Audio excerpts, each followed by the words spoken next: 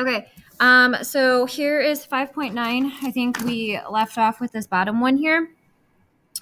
So it says a mechanism has been proposed for the following reaction. We have chlorine gas plus CHCl3.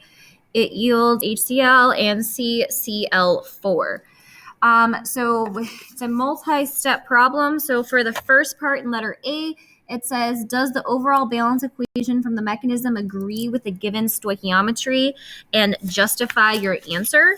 So for this one, first thing you want to do is you want to find all your intermediates and any catalyst. So Cl and Cl, so it's a product, and then it's a reactant, so that would be an intermediate, and we also have one down here. Well, that makes sense because those two added together would give me 2Cl and then 2Cl. So those guys cancel out. Then we also have CCl3 as a product, and then it's a reactant in a second step, so those are intermediates. So what's left over? We have Cl2. Well, in my overall, we also have Cl2, so that's good. We have CHCl3, CHCl3, HCl, HCl, and then CCl4. So once we get rid of all those intermediates, those cancel out. Then it does match the balanced chemical equation. So for letter A, I would say yes, it does. And then it says justify your answer. So you can say the intermediates cancel out, and you're left with the overall equation. Okay, it says identify intermediates and catalysts. So we kind of already did that.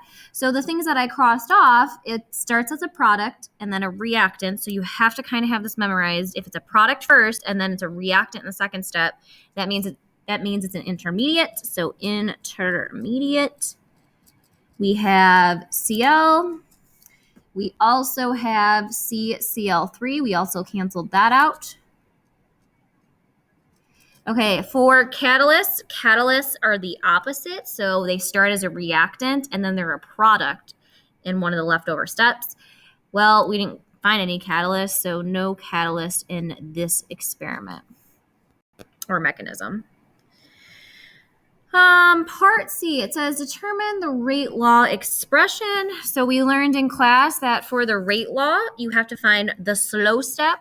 So here is my slow step. So rate equals K. And then you just write the reactants. So the reactants for my slow step are Cl. So I'm going to put that in brackets. Then we also have CHCl3. So CHCl3. Now, if you get one of these on the AP test, I'm very disappointed if you stop and say, this is my final answer. Okay. You have to check, is Cl or CHCl3, is it one of the intermediates? And you're going to be like, yeah, I crossed it off. It is one of the intermediates. So then you're going to go to your fast step. And so I'm going to go to the first fast step. So then that's the next step. You're going to go to the fast step. And you are going to write an expression. You are going to do for the forward reaction. So I'm going to say K of Cl2 in brackets equals, then for the reverse reaction, K minus 1. So you might be like, why didn't you do the fast step down here? Well, it's only going one direction. It's not the K minus 1. You have to have that one.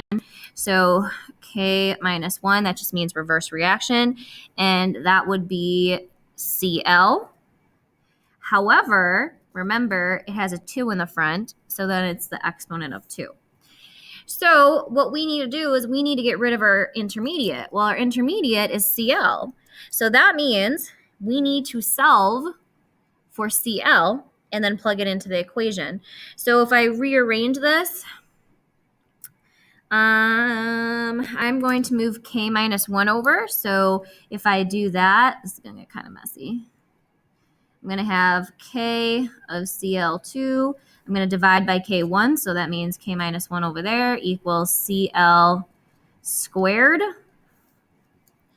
Okay, I can't get it. I have to get rid of the squared, so I'm going to square root it. or you can raise it to the 1/2 power, whatever you feel comfortable with. So I do that. Then I get square root of k minus 1 all over Cl2 equals Cl. So now I just solve for Cl. That's my intermediate. So that means I can plug this entire expression, because that equals Cl, in for my rate down there to get rid of the intermediate. So if I do that, my rate is equal to K. Then I am going to plug in my Cl expression. So let's see. Just plug this in. K minus 1 times Cl2.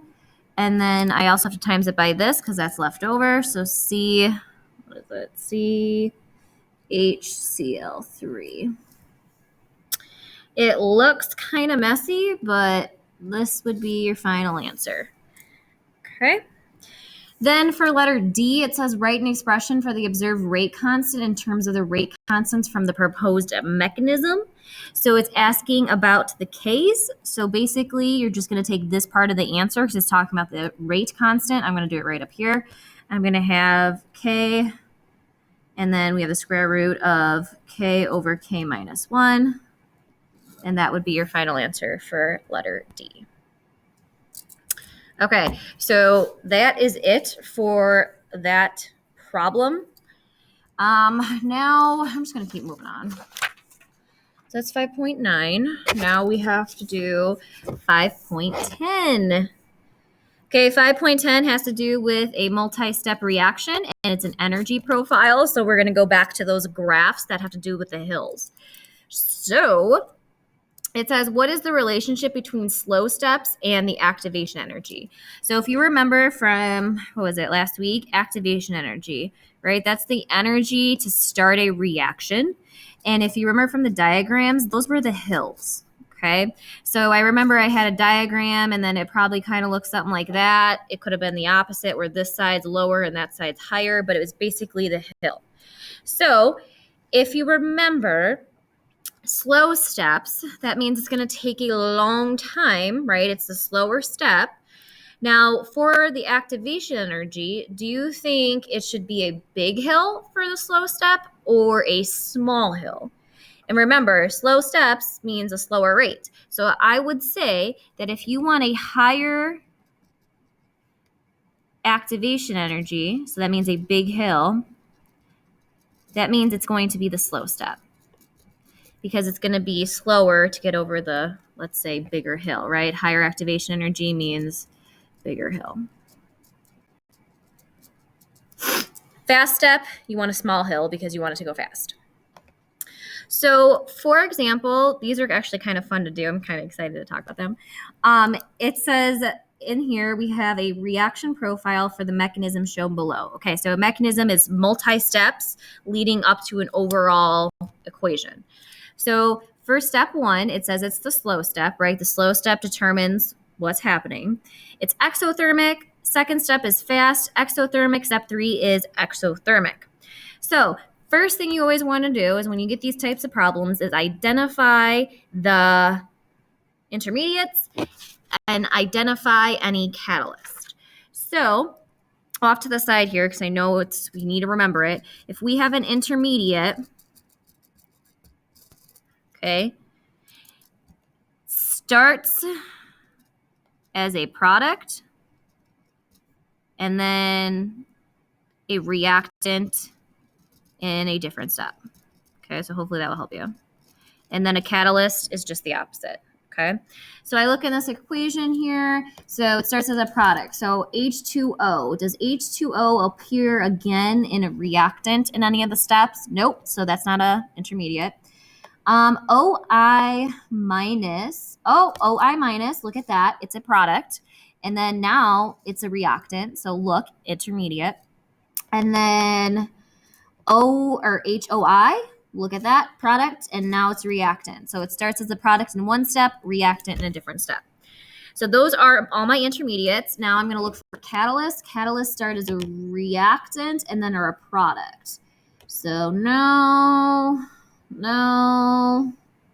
No, yeah, no catalyst here. So those are just my intermediates. So what it wants us to do is it wants us to sketch a diagram. So basically we're going to be sketching a hill. However, when we do this, is that it has 3 steps, right? Slow, fast, and fast, 3 steps. So since it has 3 steps, that means we have 3 activation energies, right? We have to have 3 hills for each step. So 3 hills. So that's important to know. If it had 4 steps, you would have 4 activation energies. 2 steps, 2 activation energies. Now we need to know that the slow step, which we talked about in the beginning, the slow step is the highest hill. Okay, so you have to make sure that for the first step, we're going to have the highest hill because that is the slow step. Also, they're all exothermic, so that's really important to know. So exothermic, right? If you're exothermic, should be negative or positive, and you're like, oh, I know this, easy peasy, negative, right? So how do we get negative? Please remember that it's products minus reactants. So if I want a negative to be exothermic, that means my products must be lower, right? Smaller number minus a bigger number would give me a negative number, okay? So that's all the 3 things we have to take in consideration. So let's draw our activation energy profile here. On the bottom, reaction coordinate, right? Those are our units. And then potential energy. Okay, so we need 3 hills. Now, they didn't give us numbers or anything like that, so we don't have to worry about it. It's kind of just a sketch. So I'm going to start, right? Reactants have to be higher. So I'm going to put my reactants here. Here is my first hill. First hill has to be the biggest hill because it's a slow step, right? So then I have 2 more hills that are faster and faster. And then my products have to be lower. So here are my products. This is not a real good drawing. Reactants. Okay, so slow, fast, fast. Now, intermediates. We have 2 intermediates, right? We have OI minus and we have HOI. Well, guess what? These little valleys here, those are my intermediates.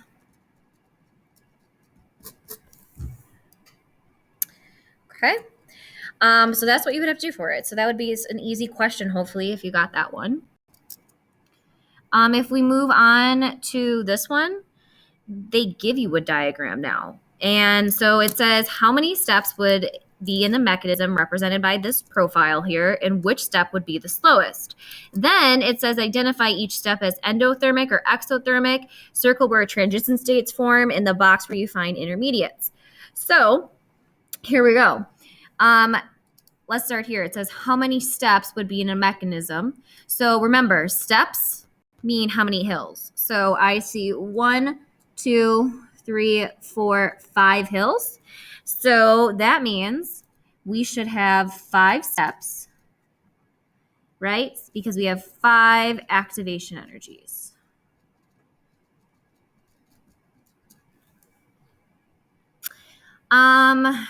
What does it say? Which step would be the slow step? Well, slow step is your highest hill. So I would say step 2, right? Highest hill, it's going to be the slowest. 2 is the highest. Now we have to figure out in each step, is it exothermic or endothermic? So for step 1, I start down here and I end up here. That's step 1. So you always do products minus reactants technically. So we're always going to say the second where you end is we're going to say the products kind of.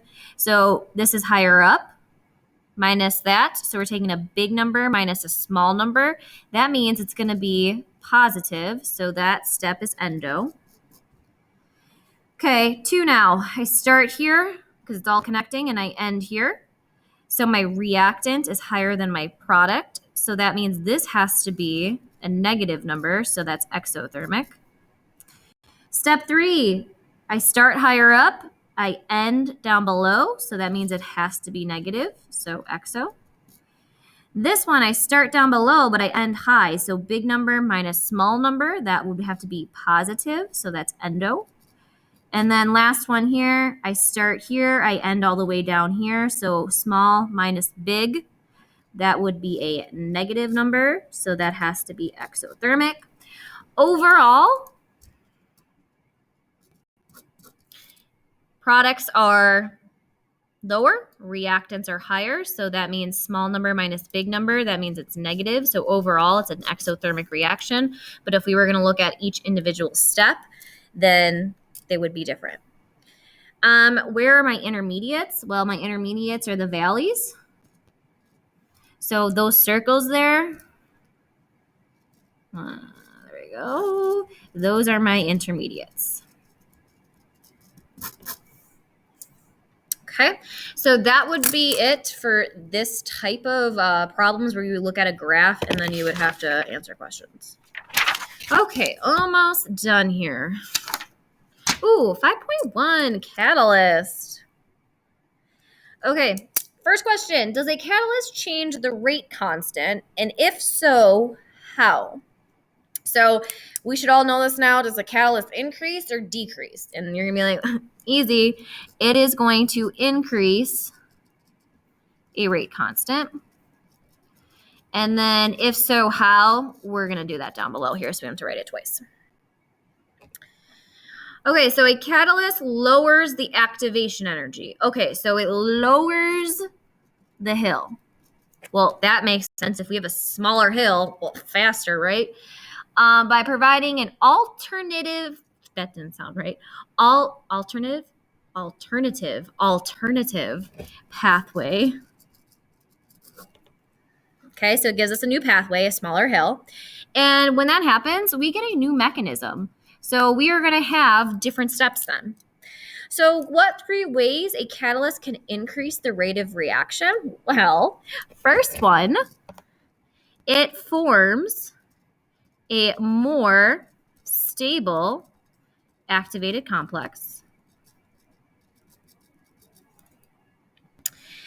It increases collision frequency. Well, that makes sense. If we have more collisions, the rate increases. And then the third one, it improves, what is it? Orientation effects. Okay, well, our molecules need to be oriented properly, so that makes sense. It would increase the rate. Okay, so number 1 forms a more stable activated complex, increases collision frequency, and it improves the orientation effects. Question 3, what is the difference between a homogeneous catalyst and a heterogeneous catalyst? Well, these terms you learned over the summer in your summer assignment, so hopefully you still remember. Well, let's talk about homogeneous catalyst. Okay, so that means the reaction is the same phase as the catalyst. Oh shoot, there's a catalyst. So that means if it's a solid, the catalyst is a solid. If it's aqueous, the catalyst is aqueous. So it's the same phase, homogeneous. However, if it is heterogeneous, it's the opposite. That means the reaction is a different phase as the catalyst. So different phase as the catalyst. Now, for example, a heterogeneous catalyst, that is that converter, the catalytic converter that's in your car. So this would be an example of one. Catalytic converter. I don't know much about cars, but for the catalytic converter, there's like metals such as platinum, palladium, copper, chromium. And so in your car, it's undergoing combustion. And when that happens, it's an incomplete combustion. So that means it doesn't form CO2, but it forms carbon monoxide. And carbon monoxide is not good for the environment. let alone a human breathing that in. So what happens is that the metals then will react and it creates nitrogen oxide or nitrogen dioxide, and those are the gases that are released from your car. So it's actually better for the environment. Is it amazing? No, but it's better than carbon monoxide. So that's an example of it being a metal, right, in your car. That's solid phase, and then you have the gases like carbon monoxide, nitrogen oxide, nitrogen dioxide. Those are gases, so it's two different phases. So that's kind of cool. Anyway, hopefully you didn't fast forward. Last thing here. This one's pretty cool, actually. The following mechanisms are proposed for gas phase decomposition for the ozone. Our ozone layer should not be decomposing. It is really bad if that happens, but that's another day to talk about that. A student claims that the rate of the first mechanism is faster. Okay, so here, mechanism 1, mechanism 2. As you can see overall, we get 203 and 302, so it's just different steps to get to the overall same equation, same reaction. So hang on. It says a student claims that the rate of the first mechanism, bada boom, right there, is faster. Okay, so this one's faster, the student is saying, than the rate of the second mechanism. Okay, faster, slower. And the reason why is because the first mechanism has fewer steps. That's what the student is saying. Do you agree or disagree with this student and justify your claim? So when you get one of these, of course, let's look at the mechanism. Why don't we first figure out, is there any intermediates? Are there any catalysts going on in here? And then we can figure out what's faster. Well, we were just talking about catalysts, right? And it speeds up the reaction. It makes it faster. So I would just take an educated guess here that if maybe one of the mechanisms have a catalyst and maybe the other one doesn't, then maybe the one with the catalyst would be faster because that's what it does. It increases the rate constant. So let's see. Before we do this, catalyst. Okay, if you have a catalyst, it is a reactant in step one. I shouldn't say step one because it's not step one. Reactant in one step, product in other step. Okay, so, oh shoot, you can't even read that. Jeez, what is with this stuff? Wait. Catalyst, it's a reactant in one step, and then it's a product in the other step. If it's an intermediate, it's a product in one step, and then a reactant in other step, okay? So it's vice versa. So it starts at a product and then ends as a reactant, and then reactant to product. Okay, so there we go. Okay, so I'm going to do the first mechanism. O3, these two steps, O3 does not go away. O2, they're both products, so no. O is a product, and then O is a reactant. So if it goes from product to reactant, okay. That's kind of funny. It's an intermediate. Okay. Let's look at mechanism 2. Mechanism 2. Let's see. They're both products. Oh, NO2. It's product. Then it's a reactant. Okay, so NO2 is an intermediate. Then what else do we have? Ooh, NO is a reactant, and then NO is a product. Ooh, it's a reactant. Oh, look at that. It's a catalyst. Okay, is there any more? Let's see. Oh, here we go. O is a product, and then O is a reactant. So product reactant, that's an intermediate. Okay, so clearly the student was not taking my class because this student said mechanism 1 is faster than mechanism 2 because look at that. It only has 2 steps compared to 3 steps. No way. Okay, it does not matter how many steps there are. So my claim, because I know, I'm going to disagree with this person. No, you are not correct, sir. Why? Your evidence and then your reasoning. Okay, so my evidence. Well, let's say this. Mechanism 1 equals, it has one intermediate. Okay, well, that's amazing. Okay. Mechanism 2. Mechanism 2 has how many intermediates? 2 intermediates. Okay. Well, intermediates don't mean anything right now. Okay, for the rate. Okay, so 2, I need to put an S, grammar. 2 intermediates. And then, it has one catalyst. And that's NO. Okay, so I'm going to disagree and say mechanism 2 is faster. Let's do that. Mechanism 2 is faster because we clearly know what we're talking about. Okay. My reasoning, well, the reasoning why is that a catalyst increases the rate of the reaction. We know that. So mechanism 2 has a lower activation energy, using those fancy words, right? It has a lower hill. So that means it is a faster reaction because it has a catalyst. Okay, catalyst present. So that is a huge problem that might look scary at first, but then once you just start identifying intermediates and catalysts, then there should be no problem for answering that. Okay, I think that's it of the notes, right? Stop at 5:11. Okie dokie.